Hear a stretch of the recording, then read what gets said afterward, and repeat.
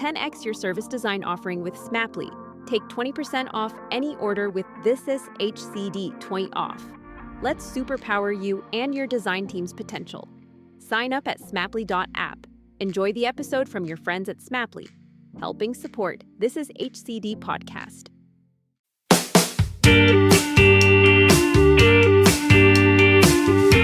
Hello and welcome to another episode of This Is HCD.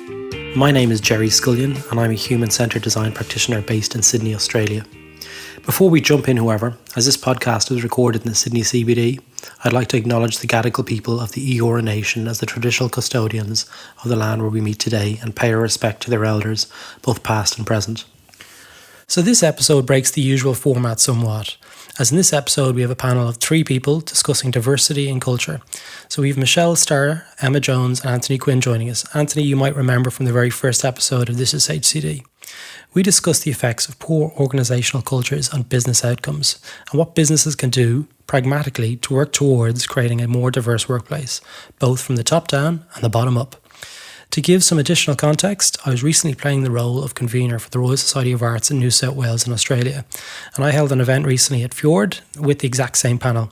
It was such a rewarding evening for everyone involved that I thought it might be something that This Is HCD audience might enjoy. From my perspective as human-centred design consultant, I believe there is little point in engaging with design in isolation within organisations if you are not addressing the key points raised in this episode. So let's jump straight in. Hello, guys. This morning we've got Michelle Starr from GenEc, and we've also got Anthony Quinn today from Dynamic 4, and we've got Emma Jones from Future of Work. So let's kick off. Michelle, tell us a little bit about yourself. Hi, Gerry. I'm a strategic change consultant and I specialise in cultural change. So I do a lot of work around organisational culture and transforming those cultures. I'm a principal with Dynamic 4 and what I do is I try to design social impact into business and sometimes business into social impact.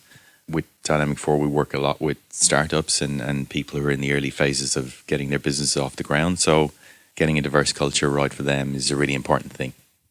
Hi, I'm Emma Jones and I am a talent leader. So I am a consultant and I work with companies to help them to manage and deal with their talent challenges and people challenges. Great, guys. So welcome to the podcast. Emma, maybe you could tell us a little bit about the topic today. The topic today is all about diversity in the workplace. We're going to be talking about all the different challenges and try and hack some of those and figure out why it still exists and where these challenges actually come from and what the outcome is if we can actually manage to deal with them and make some positive change. All right, guys. So look, I'm really interested in why culture and diversity is so important in the workplace. I've heard it a lot over the last couple of years in Australia, like the focus on culture is really important in enabling innovative thinking.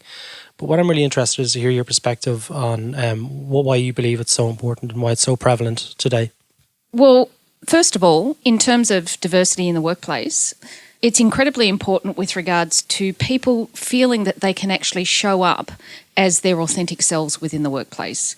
It obviously has links there into performing, how I'm actually performing in my role. If I'm spending less time concerned about how people are accepting me or interacting with me in the workplace, if I'm spending less time around that, I've actually got more headspace to focus on my activities and getting the work done. So you've got links into higher performance outcomes and essentially also greater outcomes in terms of teamwork.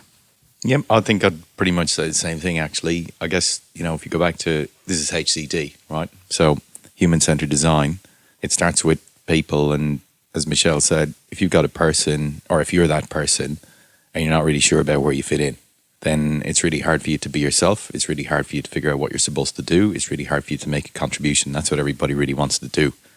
So I guess it starts there with people, and that's the whole purpose of it. And it sort of goes beyond that. You get into having a more robust organization, having a better business that's more, if you're in a commercial space, that's more successful as a business in and of itself. So you get better financial results. You've got a business that'll be around for longer. And you've got a business that's more reflective of the society that you're in. But why is it important though? Like, when you look at it from a business perspective, many times I've spoken to CEOs and stuff and they say, hey, my culture is awesome. Like, I walk into work and walk into the office and I'm high-fiving all the guys and they're playing pool and they're playing table tennis. But why is it important?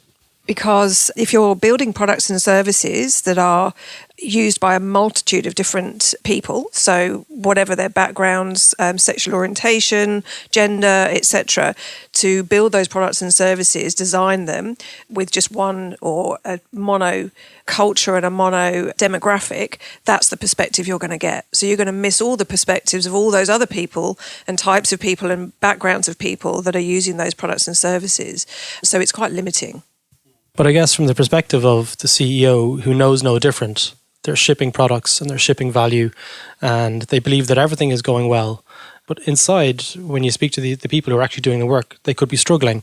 So how would you recommend those CEOs connect those worlds to get a better outcome from a diverse approach? In terms of culture, culture is nearly always led by leadership. So if you've got a CEO, corporate CEO or government CEO, whomever, who is saying our culture's great and yet the people are struggling, there's a fundamental disconnect there. So that CEO needs to, first of all, actually touch base with employees to go and actually have conversations with those employees and find out what's actually happening, where people's pain points are, where they're struggling. And if that's flowing down the line into product services, customer feedback, it's really important that that leader gets out there and actually finds out from the frontline staff, what's actually their reality. Engagement surveys will help with that. So most companies will run an engagement survey at some point, probably every year, and it's being able to read those and be open to what they're reading. So if a CEO will see where there's levels of engagement that are below where they should be and needs to be open to the potential of what that actually means. I also find, though, that engagement surveys, they're incredibly useful, and yet I still feel that for a leader to actually get out and speak, have those more informal conversations with people, that's where those golden piece of information come back. People sometimes in organisations are still quite hesitant to actually really share what they're feeling within engagement surveys. So if you have more of an informal relationship, getting out there and talking with staff, building that fundamental trust with staff, you're going to get feedback that's just not going to come through in an engagement survey. Yeah, absolutely. And you've got to, when you have those conversations, and I suppose it's probably worth saying as well that when we say CEO, we're not necessarily talking about, big company CEO. This could be, a lot of people listening to this probably work in design agencies and places like that aren't necessarily big in inverted commas, is that you got to go back to why you're doing it in the first place. So as Michelle says, and it's just like the design process is having conversations with people, but being really upfront and open with them about why you're having that conversation in the first place. So, if you imagine, you put yourself in somebody else's shoes and you imagine, well, this is a person who, let's go back to that statement about being judged. So if you imagine this is a person who might feel judged or they're not really sure about where they fit in, well, they're going to be anxious. So then you've got to acknowledge that and say, this is why I'm having this conversation, and get right into that and not be afraid to go there, because unless you do, then they're probably not going to want to open up to you. And it's a bit like, it sounds a little bit trite maybe, but it's a bit like when you collect personal information or a phone number or an email on a web form. What are you going to do with that information? Why should I give it to you? Why would I give you my date of birth? I've been told not to give that to people. The same thing. So the first thing you got to do is establish some trust and tell people that you're doing this for a reason. Here's what the reason is. And then go from there. And I think Michelle's spot on. You've got to be prepared to just listen and learn. And you'll probably hear stuff that you don't want to hear and that isn't particularly nice. But that's what you've got to do. You've got to start with that and go from there. And isn't it interesting though, Anthony? Because what I find is that many leaders, and regardless of whether they're C-suite leaders or leaders within the organisation, are oftentimes, I hesitate to use the word afraid, but that's what I see, to actually have those genuine, authentic conversations where they open themselves to hearing feedback that is relatively scary to hear, in terms of this is a reality of what me as an individual employee is actually experiencing within the company. And so oftentimes leaders won't reach out in that respect. The other thing I think that I've certainly witnessed is that the leaders are trying to rally the troops. They're trying to get everybody to feel incredibly positive and to drive this very positive culture. And that's where culture, I think, gets a little bit used in the wrong way. And they, think of it as Kool-Aid, the term of people drinking the Kool-Aid, and they want everybody to be, feeling like they're all very cool and everything's great and this great culture and be very proud of where we work. But then the reality can be quite different from that. But nobody necessarily wants to stand up and go, actually, this doesn't feel good. I'm in this great place that's got pool tables, that's got loads of food and chefs and everybody loves working here. And I've got to tell all my friends how great it is working here. And, and it's all, social media makes us all look like the best company to work for in the world. But the reality can feel very different. Absolutely. Yeah, and that's, I think, quite a tough thing for a CEO to take a step back from. Any CEO would potentially struggle with fighting against that or going against that grain. And also for an employee to actually stand up and say, hello, something's not quite right here. Exactly. You're talking about surface level stuff, and what we're really feeling is something entirely different. There's some really great insights there coming from the CEO perspective, but just changing the conversation a little bit more towards the employee. And if they're in that environment at the moment where they don't feel that they're being heard and they don't feel that there's a diverse culture actually around them, what can they do to actually enable that type of conversation to happen at the C-level? It's a tough thing for an employee because, again, they don't want to put their head up and, call themselves out as being not on board. And they can actually, unfortunately, I hate to say it, but it is a fact that they can receive quite a bit of a backlash from that. So Definitely. It's a tough thing. They'd have to have somebody trusted. And if it's not a forward-thinking company to the point where they're actually recognising that they need to have mentors and sponsors of people, and they're not necessarily going to have that network and that ability to deal with it upwards, to take that message upwards and to discuss it. Particularly if it's a heavily hierarchical organisation, an employee is going to struggle getting those messages up the chain.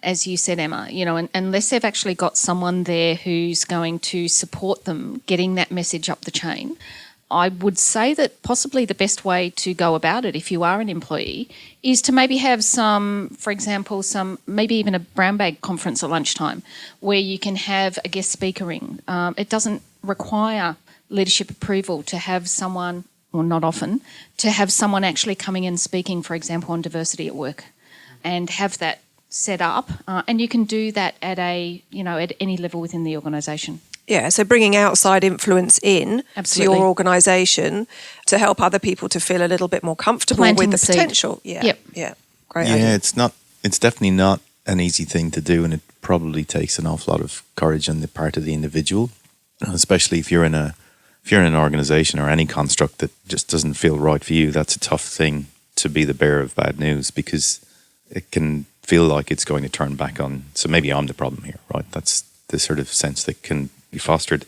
But I guess maybe there's two things. One is how you approach it in a way that's direct enough that it gets attention, but not necessarily confrontational, so it scares people away is probably the thing. And maybe it's just asking for advice. So, I know you're interested in running the company and running it well. Maybe you and I could have a chat about ways that we could do that better. And then that gives you an in to have more of a conversation, and then you can cite things. But I think the other thing as well is you don't necessarily have to make it about you and about the other person directly, because that can be tough. You could actually put together a business case, but again, that's not an easy thing to do, so you can actually look at, so I'm going to have a conversation with another person here, whether they're, the CEO or my boss or even a colleague, just to see if we can get something happening here. I suppose you got to look at, well, what are they interested in, and how do I get their advice on how to move that on and bring this into the conversation, and maybe also what might they be afraid of. So how do I make it safe for them to have this conversation with me as well? So they're not necessarily easy things to do, and it's a pity that it's something an employee should have to do, but I guess it's also something that customers do, right? And they do it very differently. They'll just walk away. They don't always tell you that I'm leaving your business because I don't feel like I fit in, I feel judged. So, maybe another way to do it is to actually put together a business case around customers and say, hey, look, do we really know our customers here? Is our customer base actually reflective of the society and the community that we live in. Yeah. So it might be a case of where the employee feels that they're not actually being heard and they're not in that culture that they so desire. But what can they do to, there's going to be conflict whenever they say that to the board or to their manager, whoever it is, because the manager might believe that it is a diverse culture. So are there any tools or are there anything that we can actually point people in the direction to that might actually help them bring that closer? So they actually say the reality is this, you think this, because that's usually what I do in the design world, where you're actually like, you go and you do your research, you bring it back and you go, this is our question, this is what the customers have said, what are we going to do about it, and put it back to the people. There's a couple of things that you can do just very easily, and one of them is to start to look at the actual diversity numbers in your business. That's not too difficult to find. Every HRIS system will have those numbers, so your people and culture team will be able to give you those numbers. So you can look at the actual split of diversity. You can also then see if they've actually done any kind of a pay gap analysis. That gives you more clues. So you can look at the mix, you can look at the pay gap. Depending on the size of company, some of those numbers are actually available on the WGEA site. So they're all up to date, they're done very regularly. I was just looking last night at some of the companies in Australia and their diversity mixes, and there were companies that would probably suggest that they have a very diverse mix of people. Some of the big banks I was looking at, and it's quite shocking actually when you see it, and then you start to get a sense of actually, where is our perspective? How are we viewing this? So if a company thinks, oh, we're a very diverse culture, the numbers will tell you different, and that gives you a little bit more of a concrete place to start from. And there would also be the question then of whether companies who may think they're diverse or may understand that they're not diverse, Exactly. not providing that data to, any old person within the organisation. So you've got, and there won't be people also who will feel confident enough. So if you're actually from a diverse background, if you're not feeling accepted and included at work, I would assume that you probably won't have the confidence to reach out and say, can I have your diversity stats from the HR department? So for me, it comes back to starting a small movement, I guess, and that would be from conversations that you would have with your immediate teammates. Yeah. Starting that conversation, suggesting, for example, that maybe someone comes in to speak, or even bringing it up at a team meeting. Can we talk about diversity and inclusion within the workplace? Yeah. You could be in that situation where you're an employee and you're just frustrated and you hate your job and you think that maybe it's diversity. Maybe there's not enough diversity in the company. But what does a diverse culture look like? So sometimes it's very hard to say to people what diverse culture looks like, and one company could be different to another company. Is that fair to say? I would think so. And what does a diverse company culture look like? It's a really great question. But I would see it as, first of all, coming back to what I originally said, people being able to show up authentically at work, regardless of their gender, religious background, sexual orientation, etc. But also, how I would see the manifestation of that would be teams working effectively together, and not just within your team, across teams. I would see that it would also be people's opinions openly accepted and embraced and actually called for as well. I think you'll find that some of the outcomes, some of the results will be evident in the retention rates. So retention of high performers, retention of talent that's been identified as top performing talent, and also their actual ability to hire great talent as well. There's plenty of evidence that shows that where companies have higher levels of diversity, for example, at board level, so if it's over 10%, the return is much better. If you've got 50% representation at board level, your ability to hire great talent is almost triple. So other companies, and also the return, the actual revenues and financial performance of the company is up to something like 58% higher than others. So there are some leading indicators like that, or should I call them lagging indicators? Yeah, I think those indicators are really important, and you can even take it down a level. And so if you're, again, let's just say you're a design practitioner listening to this, you can look at your team and you can look at your practice. And you can look at whether those indicators actually even exist in your practice. So let's just say you're a person who does a lot of research, right? Customer research or something like that. Are you actually including in your research, are you consciously including a diverse range of people in that research? Yeah, representation. Do you actually measure it for a start?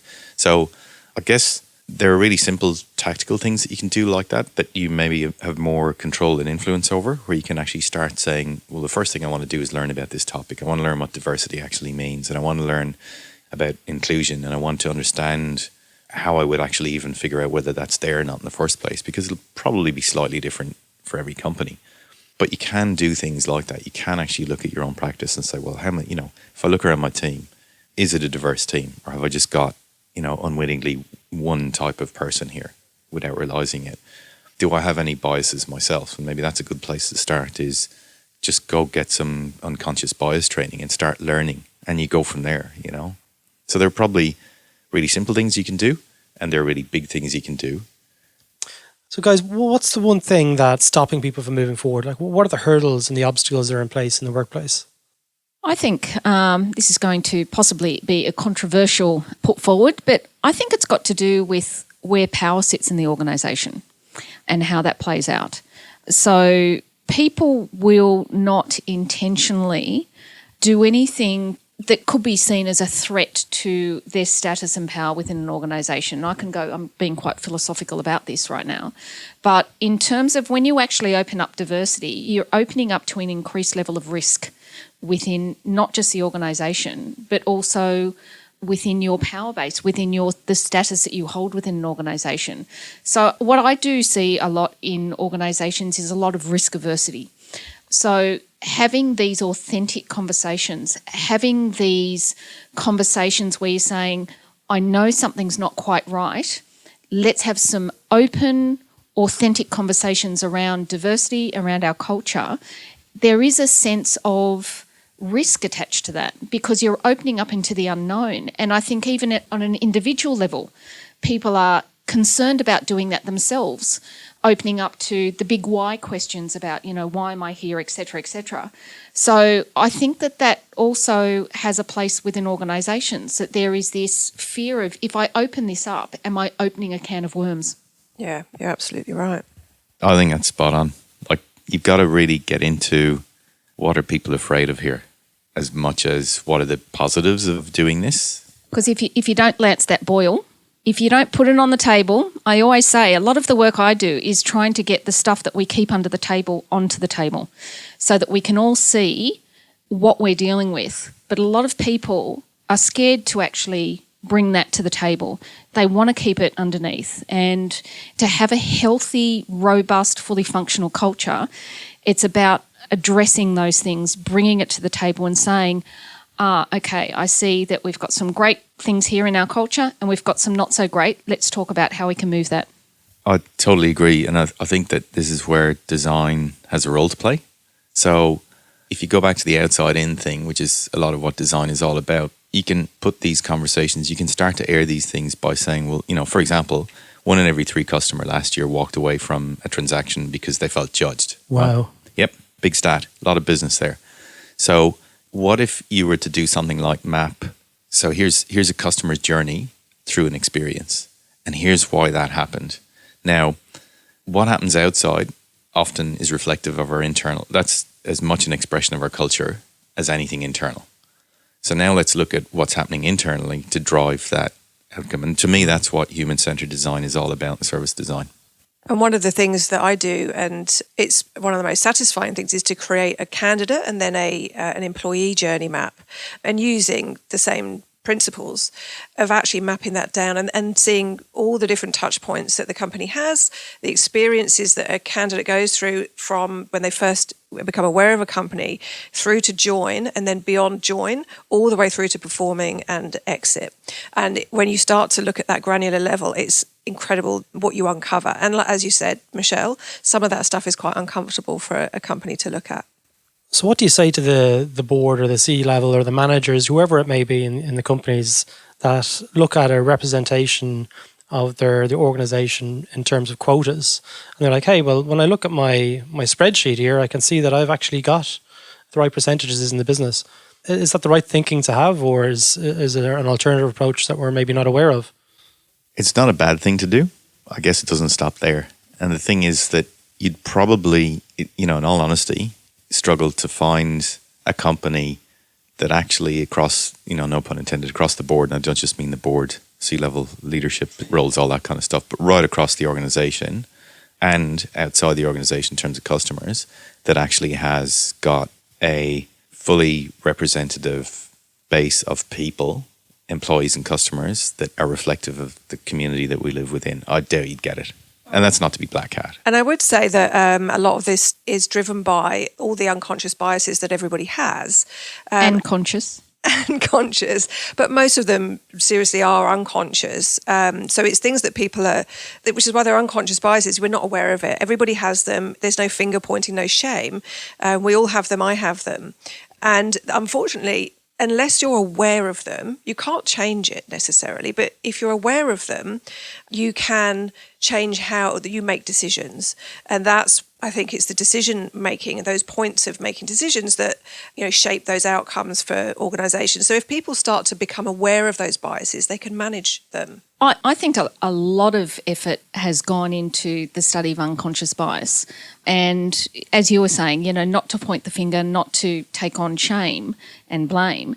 I think that we're also dancing around conscious bias. And I think that that's because of the shame associated with saying, actually, yes, I do have a bias, and I know that it's not unconscious because I'm clear that, yes, I do have a bias. And so we tend to say, oh, well, Gerry couldn't possibly be biased, therefore he must have unconscious bias around this. But the truth is, to a greater or lesser degree, we all are biased around something. So it's about owning that and not just saying it's something that's unconscious, actually saying, yes, I do have biases, and how am I actually, what kind of outcomes are coming from those biases, both conscious and unconscious biases? I went to a meetup the other day, a tech meetup, and the majority were male. There were a handful of females in the room, and one of the girls who had accidentally walked in with me, and she was sat next to me, and she said, oh, I feel really uncomfortable here. I feel like I shouldn't be here. And I said, don't be ridiculous. This is for everybody. Anyway, and then as the meeting kicked off, the moderator had stood up and was doing the housekeeping stuff and directed people to where the toilets were. But what he didn't realise was that he only directed to where the male toilets are. And that was, and someone else had to step in and say, oh, and actually the female toilets are at the other end of the corridor. So that was, that's just a typical unconscious bias. Absolutely. Yeah. And it all has an impact on, the other side of the coin in the room, all the people who are not of that typical expected stereotype. Right, so we're coming to the end of this episode, and I just want to first of all thank you guys for being here today. But before we do that, maybe there's one thing that you could leave the listener with that they can do to actually improve their culture in the organisation today. So what advice could you give to the people listening? I would recommend making yourself aware of where you sit on this, specifically on biases, will probably help you, just so that you can understand and you can be knowledgeable when you talk to others about it. So you can take something called the implicit association test. It takes something like 8 minutes to do, so it's really easy. Just type into Google implicit bias test and it'll come up. And it literally will blow your mind when you see the stats. And I should add that all the topics today and all the links will be in the show notes for the podcast. Okay, so I'm going to talk to design practitioners and I'm going to say two things. One is get your hands on a report called Missing Out, the business case for customer diversity, because that will give you some useful stats to start building a business case that's relevant within your organization or your customer base, because you might have to tweak it a little bit. And the second thing that I'm going to say to do is to look for the indicators within your own practice and start thinking about, just look to yourself and say, well, what am I doing and not doing, consciously or otherwise, about diversity and inclusion? And what's the one thing that I actually could do that's really small, and just get started on it? And I would say start having those conversations with your fellow team members and see if you can get diversity on your team agenda for your next team meeting. See how you can promote awareness of diversity within your organisation. And it always comes back to you.